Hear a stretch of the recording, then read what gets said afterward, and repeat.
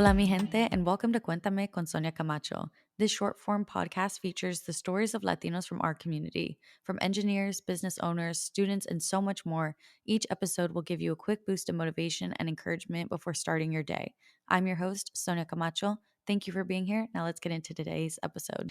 Welcome back, everyone, to Cuéntame con Sonia Camacho. Today I have a very special guest, Dezzy Hollow. He is a Mexican American artist from Oceanside, California, and he's been making music since he was 15. His work has really blown up on social media, and this is kind of a pinch me moment because Dezzy was actually my #1 artist on Spotify Wrapped in 2020.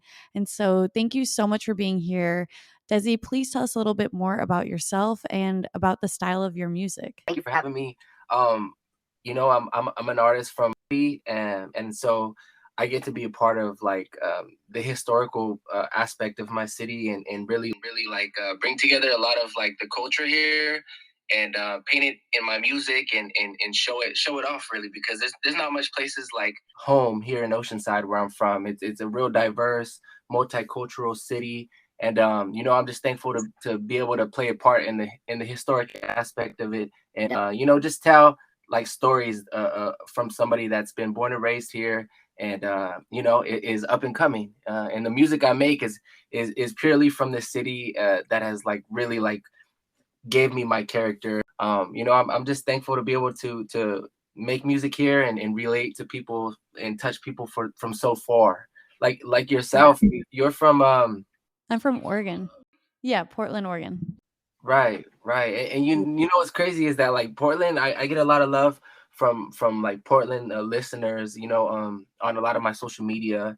And I've been wanting to really, come up there and do my a couple shows up the coast, and be able to touch base up there.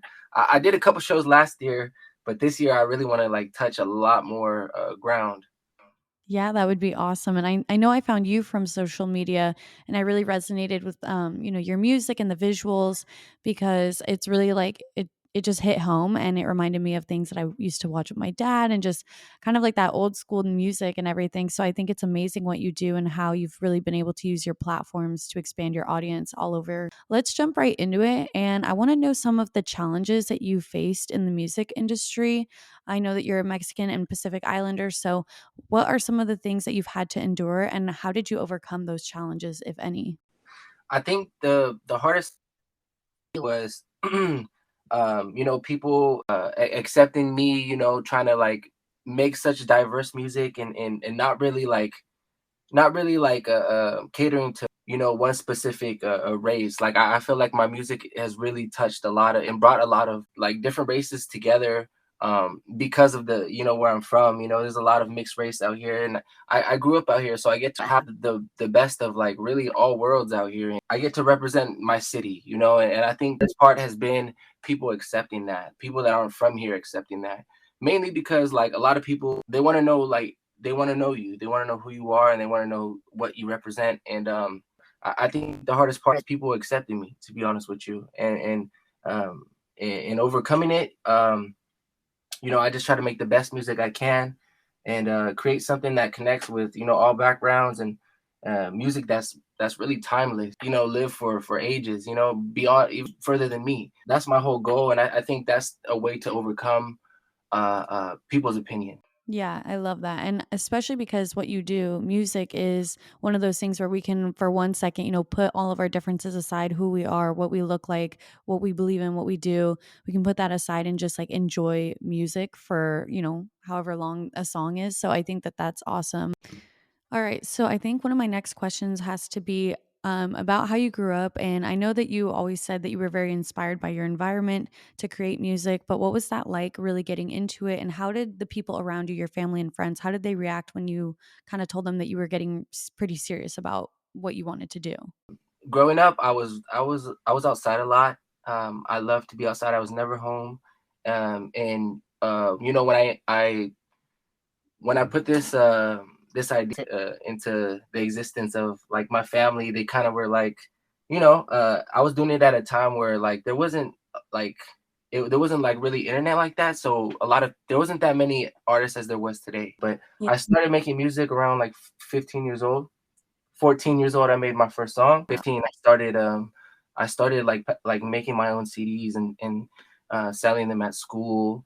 And you know, I really took it serious, and my family, they all seen that, and they just love that I wasn't spending as much time at the parks. I wasn't spending as much time after school fooling around. You know, I wasn't. I had something that I wanted to make of myself, and I think they just really appreciated that, because when you're young, you kind of just want to hang out with your friends, you know, when you're young. So um it was kind of a way for me to kind of lean away from like being in the streets and kind of keeping me home. So my family, specifically my mother, she bought me a mic, and I just used the home computer, and I started making music. And I think that they really seen how serious I was taking it. Majority of my days were kind of like spent like, you know, being by myself and writing and trying to figure out become an artist, because you know there's a lot of people start things, but to end it and to actually become like a real artist is like, you know, it's something that a goal that I've always wanted to achieve. I knew what I wanted to do for a long time. Since middle school going into high school, I've always wanted to be an artist. That's awesome. And I think that's really cool that your family really had your back and supported you throughout that. And I just think that once you put your mind to it and you can execute anything. So I think that's really great to hear. I was going to ask you like to leave us with some last words of advice. Is there anything else that you want to add that you think the listeners should hear before we sign off? It is difficult. You know, it is very hard.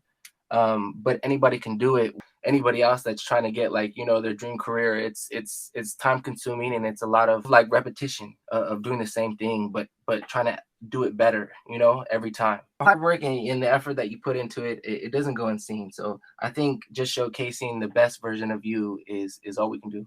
I would just say, you know, whatever you're gonna do it your best. And if you say something, then you have to do it. You know what I'm saying? Just keep your word and keep working. That's my message. That's awesome. Well, thank you so much for being here today. I will have all of Desi's socials linked on the bottom of this episode so that you guys can find him and go listen to his music. Definitely connect with him on social media. Thank you again so much, Desi, and we will see you guys in the next episode. Follow the podcast on all social platforms at Cuéntame con Sonia Camacho. Listen to us on Spotify, Apple Music, and YouTube. Want to be featured in a future episode? Email cuéntame.sonia@gmail.com. Thank you to our equipment sponsor, Shure.